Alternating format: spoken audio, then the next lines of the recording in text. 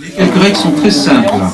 On s'inscrit auprès de moi pour que je puisse un peu gérer le discours en français moderne. Pas de musique, pas d'accessoires, pas de mise en scène trop ostentatoire. Un seul poème à la fois, pas plus de 3 minutes. On va faire un premier tour et puis un deuxième tour avec une petite pause au milieu. Le slam n'est pas un style, le slam c'est une organisation qui permet la rencontre entre la poésie, les poètes et le public. L'objectif c'est d'en faire un spectacle vivant.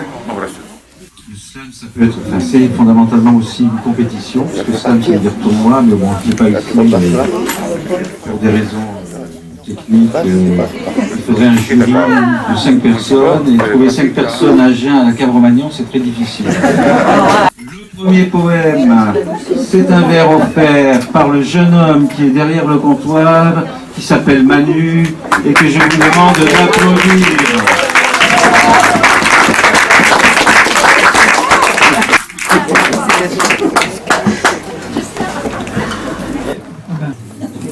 Bonsoir à tous. J'en profiterai pour vous dire, indépendamment de que je ne suis pas poète, je fais partie aussi du, je ne sais pas si vous connaissez, le Bouffe-Scène, Café-Théâtre. Il y a une pièce qui se joue, enfin je joue dans une pièce qui va se faire le 1er et le 2 mars donc au Bouffe-Scène, à la rue Quessotti. Je ne pourrais pas vous dire le titre, pourquoi? Parce que l'affiche n'est pas encore sortie. Mais ça promet une belle soirée. Voilà. Indépendamment de ça, j'aimerais ce soir vous interpréter un texte, oui, de rue Cassotti. J'aimerais vous interpréter un des textes qui est dans mon recueil. C'est où? Tu vois, c'est pour aller, quand tu sors de la voie rapide au Palais des Expositions, et tu te diriges vers Carrefour TNL. C'est ça. Voilà, c'est à 21h et c'est vraiment, ça va être super. Mais j'ai pas le droit de le dire parce qu'il me reprocherait, la fille va sortir dans ces jours-ci. Maintenant, ça c'est mon rayon. Je voudrais vous interpréter un texte que j'ai écrit en 2015 qui s'appelle « Dis réveille-toi ». Tu es bien peinard au chaud dans tes pantoufles, tu t'es perdu de vue, préfère te résigner, pas trop vénard et souvent à bout de souffle, car même parole commune pour ce que tu fais. Donne tout au boulot, ta paye n'est pas jojo, d'ailleurs tu joues au loto, comme en rituel, ça peut te rapporter gros, ton gâteau du ciel. Tes satanées prisons sont tellement fades, te font penser, n'est qu'un ton, tu t'en évades. Après le boulot, un répit bien mérité comme ce fardeau, tu le subis, ta liberté. Tu suis les infos à ta petite télé. Juteuse d'eau, branche mijotée chaque soir, jusqu'à l'eau si excitée certains soirs. En fait, tes priorités se sont déplacées. Tu te laisses bouffer par des banalités. Tu te remplis bien des histoires des autres. Mon Dieu, somme toute, sont trop pour toutes les enregistrer. Tes yeux mi-clos voient somme toute défiler, sec. T'en oublies ton histoire et l'autre avec qui au départ tu voulais partager. Eh, dis, réveille-toi, plus rien à lui dire. Tu partages quoi? C'est rien, c'est là le pire. Dis, qu'est-ce que t'arrive?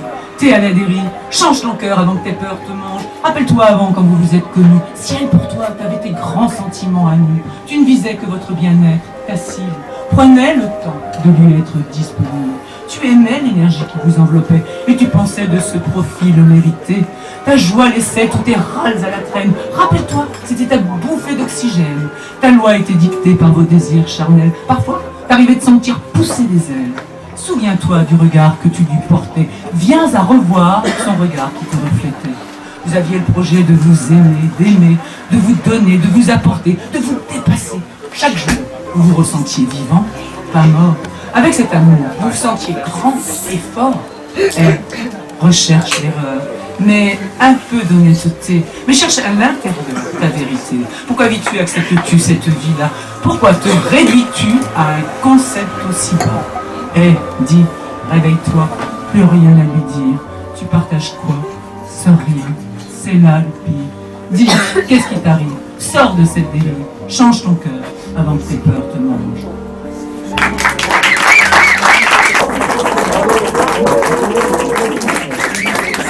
Allez Muriel, c'est parti. Muriel et Christine se préparent.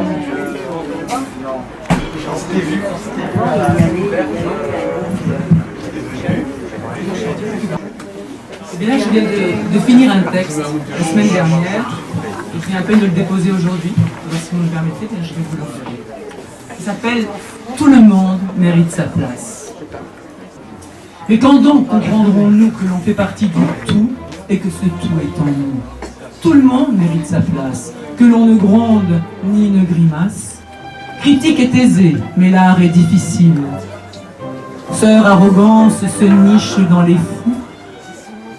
Le sceptique est rusé et son dard hostile. Son intolérance triche fort sur tout, s'encense lui-même dans ses dégoûts.